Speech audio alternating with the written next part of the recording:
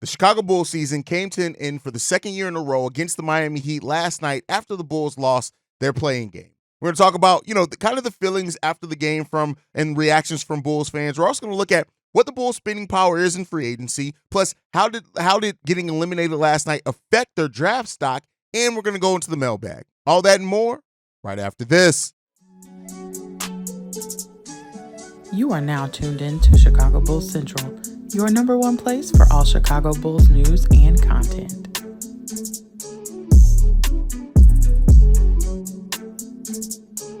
What's going on, Bulls fans? Welcome to another episode of Chicago Bulls Central, your number one spot for everything Chicago Bulls related. I'm the host here, Hayes, but more importantly, you guys can follow the channel at Bulls Central Pod on every social media platform we happen to be on. With that being said, let's go ahead and get into this content for today. And so, the Bull season came to an end. And I think naturally it came to an end kind of in a way that was indicative of the way that the season has come and gone. And that's with a whimper, right? Unfortunately, the Bulls, even though they showed a little bit of fight at times in that game, second quarter, kind of specifically a little bit of the third quarter as well. But, unfortunately, the Bulls just did not have enough. And they came up against a team that through their execution, through their belief in themselves, through their coaching, and overall through their culture, were able to defeat the Chicago Bulls despite, missing their star player in Jimmy Butler. And I think this needs to be a reminder of just how far away the Chicago Bulls are from truly competing with teams that are actually competitive teams.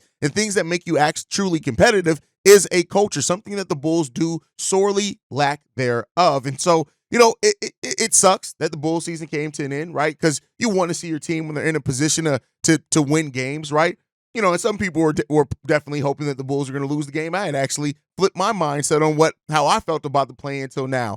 But in an episode that I had about a month ago, I think at this point, or maybe it was about 2-3 weeks ago, what postseason, bitch? Like, you remember that episode? Shout out to Seaway and Sid. But yeah, it's just at the end of the day, it's not enough, right? The Bulls don't have enough. They don't have the right talent. They don't have the right a balance on their roster. They don't have a deep enough roster. They don't have the proper coaching, and we don't have a culture. When you come up against teams that have those things, more times than not, you're going to be exposed. And could the Bulls have won last night's game? Yeah, there were absolutely times where that was still a winnable game by the Chicago Bulls. And if you play that game 10 times, the Chicago Bulls probably win 2, maybe even 3 out of those 10 times. But the culture of the Miami Heat are things that stick out on why. Heat culture is real. Chicago Bulls used to have that culture. In yesterday's daily episode where I played those clips with Joakim Noah, that's the last time the Bulls truly had a culture. That's the last time, right? That Derrick Rose, Joakim Noah era of the Bulls, that was the last time the Bulls truly had a culture, much like the Miami Heat last night. How many times did the Chicago Bulls still have one of the best records in the NBA during seasons where Derrick Rose either didn't play the full seasons or was outrightly gone, right? Because we had a culture. We had a culture to default to, even missing our star player and a deep roster on top of that everybody knew who and what they were fighting for. And so, lacking that now is a big hole in the Chicago Bulls franchise and what they have right now. And naturally, fans are upset. You get fans that look at ownership and blame the Reinsdorfs, not to say that they're wrong, because if you do have an ownership group that is focused on winning more than anything, right? And we know that Jerry Reinsdorf is focused on money, and if he can win while doing that, so be it, but that's on the president of basketball operations to build a winning team. Jerry Reinsdorf is going to step in and be like, hey, we're losing. We had 40 wins last season. We got a playing game. I need us to get to the second round next year. No, Jerry's going to say, did the check clear? But that still does not eliminate the responsibility of the front office in building a proper team, because guess what? Jerry was still the owner when we were winning titles with Michael Jordan. You know what? Yes, Michael Jordan alone helped that, but Jerry Krause being the GM, and a GM that cared more about winning over anything, is what helped push the Bulls to where they were. Guess what? Jerry Reinsdorf was still the owner when John Paxson was the GM of the Bulls before Gar came over here. And guess what? We had almost a decade of winning in that time period. Yeah, no titles, right? But a decade of winning in that time period, because guess what? John Paxson drafted smart. He was smart about the way that he built that team, and then eventually got lucky, got Derrick Rose. And yeah, we were able to build near contending teams at that point, never really got over that hump. But it comes down to this, at least for me. I don't knock anybody who blames 100% on ownership, because you could say that it starts at the top. But to me, when you have somebody who has full autonomy as what AK has, you got to go out there and get the job done. And so that's one thing to look at as well. And Bulls fans are naturally upset, and they're going to go through a lot of different emotions over this offseason, as we should, because the way that this season has went has been all up and down. There have been positives, there's been negatives, and ultimately still ends in the same place. The Chicago Bulls are far away from being anything close to resembling any type of contendership, and that's the problem with it. So, you have a couple of different reactions, right? We just talked about the ownership aspect of it. Then you have people calling for Billy Donovan's job. Reasons why, was last night a fireable offense in of itself? We could take that or leave it. But I think overall, over his time here, the performance, the lack of ball movement that we have as a team, the stagnant rotations, the lack of adjustments, right? The lack of true development, right? And I know people say, well, Kobe developed here. Yeah, but Kobe almost developed in spite. He went out and had to work with his own coaches. It's up. Billy Donovan gave him the shot and gave him the opportunity to come in here and earn that starting point guard role, and he did. Make no mistake about it. Billy gets a little bit of credit for that, but Billy's never really built. While he always played Kobe, it was never really a thing to build Kobe White's, repertoire or anything like that. So it just, there are definitely reasons for firing Billy Donovan. And again, we said it on last night's live stream. I fight against the mindset where somebody says, well, who's going to replace him that's going to be better? That's up to them to find, right? And that doesn't mean going out and finding a name. No, Doc Rivers is not going to make the Chicago Bulls team better. No, Mark Jackson is not going to be hired for one, but he's not going to make the Chicago Bulls team better. You got to go out and find the next great head coach if and when you ever decide to move on. But that therein lies one of the problems with this front office. They want to keep Billy Donovan, going so far as to say Billy Donovan's job is safe. What the fuck? And that's part of the problem with this front office is that they reward mediocrity. And when you reward mediocrity and don't hold yourself to a certain standard, you're going to stay in mediocrity. And that's what this front office has done by attaching themselves so much to Billy Donovan to the point to he's had one winning season under the Chicago Bulls, and that has made him safe. Out of 4 seasons, one winning season has made you safe. That's part of the issue here with Chicago. A big part of the issue here with Chicago. Then, for the fans calling for a full rebuild, we already know a full rebuild is not coming. If you don't realize that, wake up and smell the mediocrity, because AK is not. He's told you right now a major retooling, that is possible.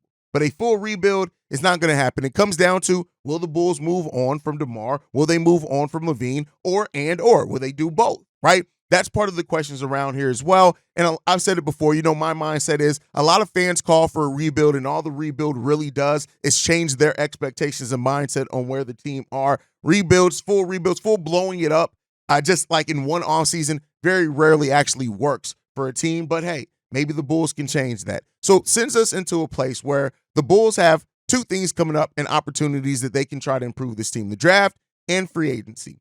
The Bulls going into this year's free agency have a projected $71.6 million cap deficit, right? But they are $41.4 million below the luxury tax and $57.2 million below the sack and tax apron. So what does that mean? That means that the Chicago Bulls are over the salary cap of over $70 million over the salary cap. Now, they could have a max up to under $41 million under the luxury tax, which, because we know that the Bulls can't pay the luxury tax, that is basically what their hard cap is, $41.4 million at that luxury tax mark. So that means that there is some flexibility, but that comes down to the big roster decisions that they have to make. We have a free agent decision to make on DeMar DeRozan. We have his bird rights. Because we're over the salary cap, we can still re-sign him. P. Will, he's a restricted free agent. The Bulls are going to have the right to match any offer he gets out there in the open market, but they'll have that negotiating time with him before he actually hits there. But I do expect Patrick Williams probably going to have to go out and sign his deal elsewhere. The Bulls will probably match. Andre Drummond, we can re-sign him with early bird rights. And then Javonte Green is a unrestricted free agent, meaning that if the Bulls bring back Javonte, it'll have to be with part of the mid-level exception. Then we have potential trade chips this offseason of Levine, Caruso, and Lonzo Ball, maybe a sign and trade with DeMar DeRozan if that's possible. And that really comes down to how aggressive the Bulls want to get. Casey Johnson reported that the Bulls are not against moving Lonzo Ball's contract in a larger type deal, but again, we got to wait to see if that's going to actually come into reality or if that's just speculation around the team. But free agency, That's really it. So when it comes down to it, when all those things are put together, it basically means that the Bulls, unless they make a major trade and don't take as much salary back as they send out, the main thing that they have at their disposal as far as spending power is their mid-level exception and using their bird rights on players to re-sign them even though they're over the salary cap. A lot of fans don't understand that the salary cap and the luxury tax are different. The Bulls have always operated above the salary cap. They just don't go into the luxury tax. So that kind of limits what the Bulls can go after because you're not going to have true cap space to just go after all free agents. Everything's going to have to come down to how you use your mid-level exception. So that whittles down that talent pool for the Chicago Bulls. So again, the Bulls and AK Mark Eversley will have some spending power, but it comes down to how much of this team are they willing to move off of. If they're willing to move off of DeMar and not re-sign him at all, if they can sign Patrick Williams back to a reasonable contract, they can have, on top of their mid-level exception, about few million, tens of millions to work with, right? But because it's not true salary cap space, they'd have to work out some type of signing trades or something like that. So they have that at their disposal. The biggest question is, will and how will they use it? Then you look at the draft. Because the Chicago Bulls were eliminated from that means they're going to have the 11th spot in the draft. Now, had they made it past the Miami Heat, they would have had the 15th spot in the draft. So the Bulls are going to have a 9.4% chance to move into the top 4 and a 2% chance to get the number 1 overall pick. Now, that's not great odds at all, and some people are going to hear this and respond to, well, this is a weak draft. Yes, it is, but the earlier you draft, the more options that you have in front of you of a pool of players that you hopefully need to get the right one out of. And yes, while this is slated to be a weak draft, there have been weak drafts before that stars have come out of. It's just that you don't have that high-level potential looking at this draft. So the Bulls are going to have, this is going to be their second highest draft pick since this front office took over this team. The first highest draft pick was Patrick Williams at number 4. Dalen Terry was the 18th overall pick, right? Julian Phillips was a second-round pick. Io was a second-round pick. So this is the second highest draft pick that the Bulls will have since their first draft, and that was Patrick Williams. So that's what they have at their disposal this offseason.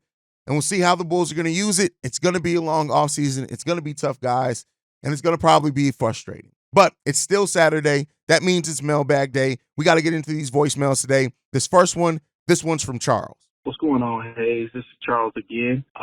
Look, what do you think? I think the Bulls are mid because they're lukewarm in their decision-making. They need to make a decision if they're going to win now or if they're going to build for the future. But you can't do both. And I think that's what's hurting the Bulls. Either you're going to get rid of the vets, get the young guys in there and see what they can do, or we're going to win now. If we're going to win now, we got to make some changes. And if we're going to go with the young guys, we also got to make some changes. So let's go down both roads. What does investing for the future look like? You got to get rid of DeMar, Vooch, Zach LaVine. I don't care if it's hard to do. That's why Acme makes the big bucks. He's got to make that decision. If you're going to win now, then I think you got to get rid of Vooch. I would keep DeMar personally. Get rid of Zach LaVine. P. Will. He's had 2 season-ending injuries.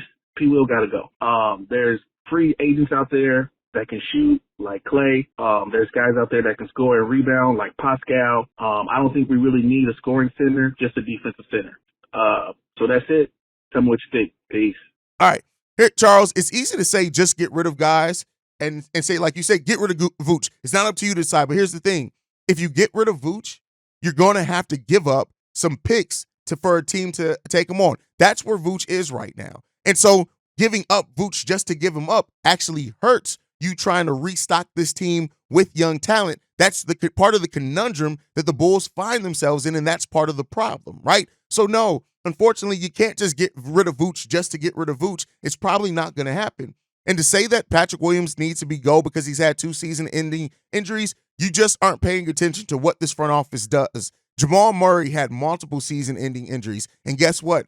AK stuck with him. So that's probably going to happen here as well. Now, the bigger thing is what that contract is going to look like. You don't want to give him any type of big-type deal, but I get it, and I understand your mindset of let's get rid of all these pieces, but unfortunately, you don't go completely young. You want to keep some veterans around, so it's not as easy. This isn't 2K, and I'm not saying that you're saying it is. I understand where you're coming from, But this isn't a situation where the Bulls have given up so many draft picks. They're not in a position to give up a bunch of draft picks to just move off of bad contracts. That's part of the problem with how they built this team. So again, yeah, unless you get something back for Zach LaVine, then you can look to package. But I think what we're looking at the most with a Zach LaVine deal is getting back multiple players, right, to break up that hopefully can help kind of flesh out the depth on this roster. But it's gonna be tough, bro. And it's not as simple as just saying, let's trade off all these veterans, let's go completely young. It's not that easy. And I think that that's something that hopefully more Bulls fans kind of understand. But that does not mean that you can sit on your hands and we don't need to find more clarity on the direction of this roster.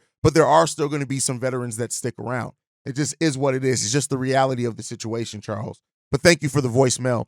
Let's get into this next one. This one's from 8 Lives. What's up, Hayes? It's your boy 8 Lives, man. I was just deciding to call in tonight before the Atlanta Bulls game and just speak my mind on what I feel about the team this year and the future. I just want to say I'm proud of all the players, man, for fighting back this year after learning how Zach felt or however, the Bulls and Zach felt about each other, how they fought back. I'm coming from a place where I feel like the rest of the league ain't really messing with us with trades or whatever. I'm not kind of like everybody else where they be like, why we going to get this person? Why we going to get that person? Because it just seemed like AK ain't got that juice like that. So I was thinking like maybe, man, in the future, I want to know what you think about, Reinsford getting in contact with Kerr and seeing if his people want to do something with Zach and Vooch, man. That we can get Klay Thomas and somebody else from over there, because they might sign Klay back, but after last night seeing that game, I think he should start somewhere else. And I know Chicago will love Klay. He can come here and shoot what he wants. And my dream is, not dream, but my sacrifice and thinking like what's going to happen next year, probably like getting DeMar back. I don't know if they're going to re-sign him. I kind of want to get Vooch out of there, let Drummond and Sanago or whoever. I just want to have some dogs in there. I'm kind of finished with all the stuff that Vooch could do. They really didn't do shit for us. He's a decent player, but I'm cool on Vooch, steady seeing him. I hope they could do something with him and Zach. Of course, we had Lonzo Ball lingering, but Kobe, Io, them boys, they played their ass off. I don't mind watching them again next year. Definitely. Dalen Terry, Patrick Williams, if they can extend him some type of way for a little something. I wouldn't mind watching them again next year, man. But I was thinking of what you was thinking about the two dynasties, the latest dynasties, the Golden State and the Bulls getting together and trying to fix each other's problem. Because Zach could probably be decent over there. I don't know what they'll do with Vooch, and him and Draymond. But, man, I was thinking that probably would be a go, because there's probably not too many people we can get. I know you know how to iron out all the contract stuff and all that, but I'd like to get Drummond back, man, and I'll watch them boys again. As long as we get Zach and Vooch out the way, they kind of seem like they're kind of over it with the Bulls. So I want to know what you think about that. Hopefully we pull this shit off tonight against the Hawks, man. See Red, my boy. All right, this is so frustrating. I love 8 Lives. That's my guy. But wanting to get Klay Thompson to this team is the exact type of issue that this team has. That's a move that doesn't do nothing but keep the status quo. Why would you want Klay Thompson on this team? Other than him being able to shoot the 3 ball, you don't like, why sign a clearly aging veteran that is still productive on a decline? Does that not sound like DeMar DeRozan? We already have that. We've been there. The only difference is that Klay Thompson can make threes, but he's on that same decline as like a DeMar DeRozan, as like a Nikola Vucevic. Don't do that. Like, that's something that just keeps us at still competing for a 9th seed, right? At some point, we need to go fully as far as bet on our young players. We don't need to keep signing veterans to kind of keep us afloat, right? If you're going to sign veterans, you might as well keep the ones that you have that are familiar with this team. So a sign-in trade with Klay would also be difficult in this sense, is that because Klay is an unrestricted free agent, if they do a sign-in trade, only half his base level salary would count towards matching. And with Zach LaVine's $40 million, that means that the Golden State Warriors would have to give up a whole bunch of salary to match Zach LaVine's. It's not happening. So the Klay Thompson part isn't happening.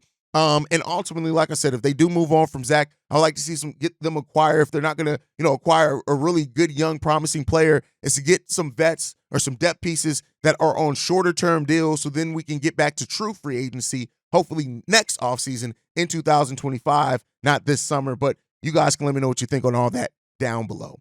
All right, let's get into this next voicemail. This is one of my favorite callers over from Chicago Bear Central. This is Darius. What's going on, man? Darius from Dallas. I normally don't call in on this old Bulls podcast, but it just so happens to be the one NBA team I watch. The Bulls ain't on TV. I ain't watching no soft-ass NBA, but I'm going to support my team regardless. Man, I know Kobe White done arrived, huh? I heard he's a lot more aggressive now. I can see how you can tell his confidence is there. I remember when Jimmy Butler got there.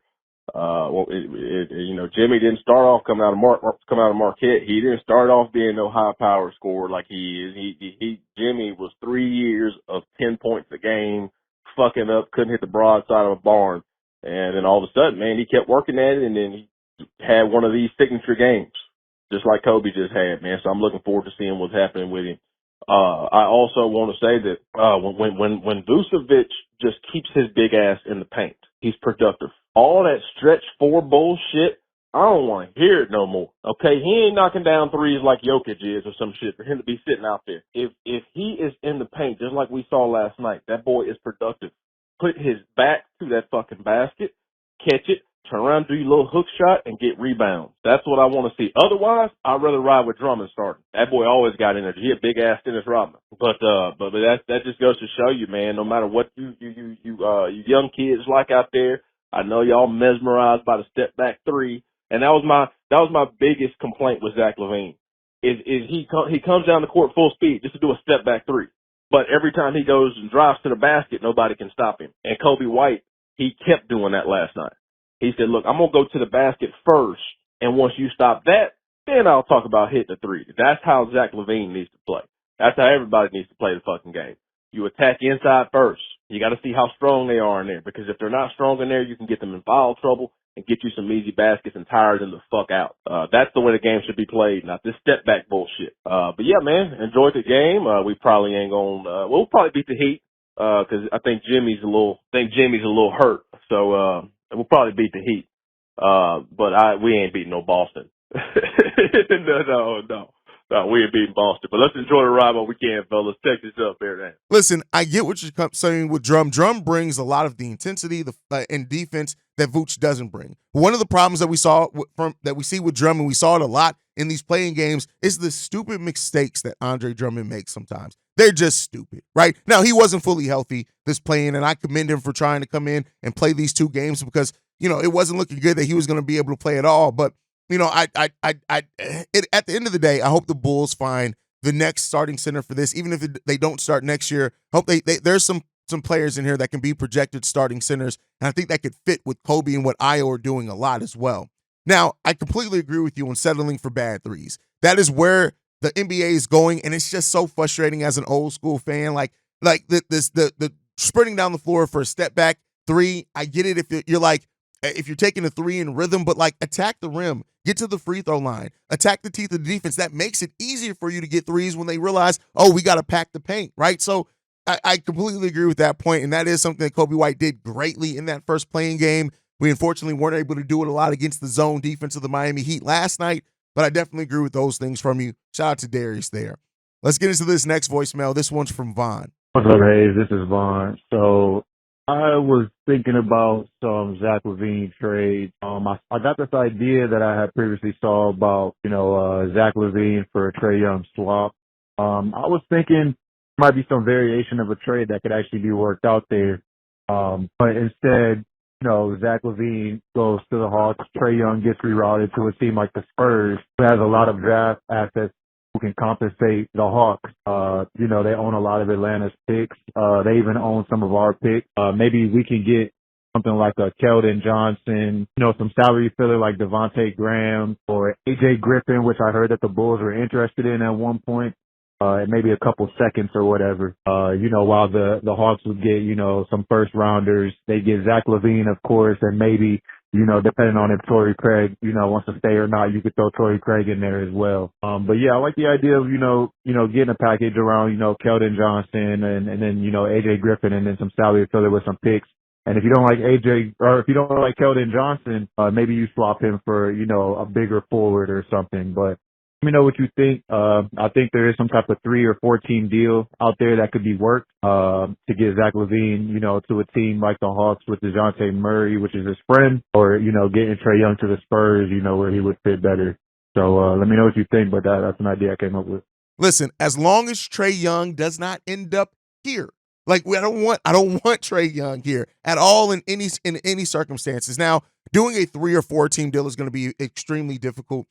Maybe the Spurs are a team that could be interested, like maybe in a Patrick Williams, right? Maybe they look at it and Pop says, "Hey, I could rehab Patrick Williams," but the Bulls would have to be willing to move on from him in that case. And I don't necessarily get that feeling vibe. So a LaVine trade is going to be difficult, and you're going to drive yourself crazy by going through all the different permutations. It's difficult, and I do think that is why there is a high chance that Zach LaVine is back here in a Bulls jersey next year. And I know that's going to be something that a lot of Bulls fans don't align with, and I'm not saying I do, but again, I like to look at things as realism, and there's a complete realistic possibility, or there's also one that the Bulls could move him, right? They could move him at the draft. And we'll see. We'll see how that goes, man. But that's not a bad trade that you came up with at all. I think that's not a bad trade. Trying to reroute trade, trying to get some depth pieces. AJ Griffin, Keldon Johnson will be really good pieces here on the Chicago Bulls. We haven't been that lucky, bro. And it's hard for me to kind of hope that we're going to be now, right? PTSD, man. It's real. All right, let's get into this next voicemail. This one's from TJ. Yo, what's up, Hayes? It's TJ, man. When I say that playing game yesterday was some heat, woo! Boy, that shit had me hyped. I love seeing Kobe White going off like that. I love seeing Ayo going off like that. I love seeing the role that Debo and Vooch was playing as the stabilizers for this team. I love seeing everything I saw yesterday. But at the same time, it's bittersweet because why couldn't they do this shit all season? That's all I be asking. And speaking of which, I'm finna get into this real quick. So basically, me and one of my coworkers, I swear, he a Bulls fan just like us.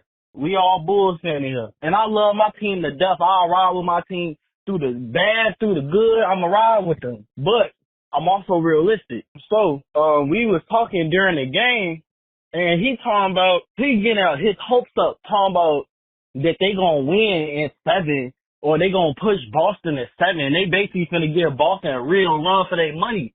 And I'm not one to shut down something positive like that completely, but at the same time, I know my team, bro. Like, I know what they're prone to. They can go out, have a good, strong game like this, and then they'll play the next game and be flat as hell. Like, they're very inconsistent. And he just sweat up and down.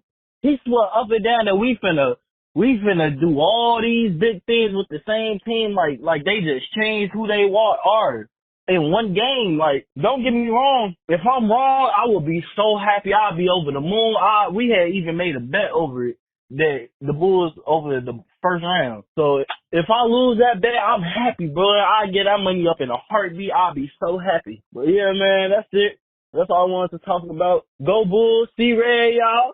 I love seeing our youngest thriving and stuff, but stay blessed. Everything you said makes sense, but that's where the lack of culture comes in. We don't have a culture here, man. And, as while the Bulls played great in that first playing game, you turn around and look to see how they played in the second playing game. We lack culture. We lack expectations. We lack a standard in which we want and hold ourselves to. Like I said on last night's live stream, hearing that quote that Nikola Jovic said, I had to learn to be a Miami Heat player first and then had to learn how to be an NBA player. That speaks to the culture, the gravity of that culture. I want that here in Chicago. We don't have that, man, and it sucks. And it doesn't seem like unless things really change this offseason, that we're any closer to necessarily acquiring that either. But great first playing game. It had all of us hype, and then like the Bulls do, came crashing down, man. All right, let's get into the last voicemail for today. This one's from Corn. Hey, it was good, King, man. It's Corn, man. Let's get right into this, man. It was a great show that you did today. You know what I'm saying? Game day.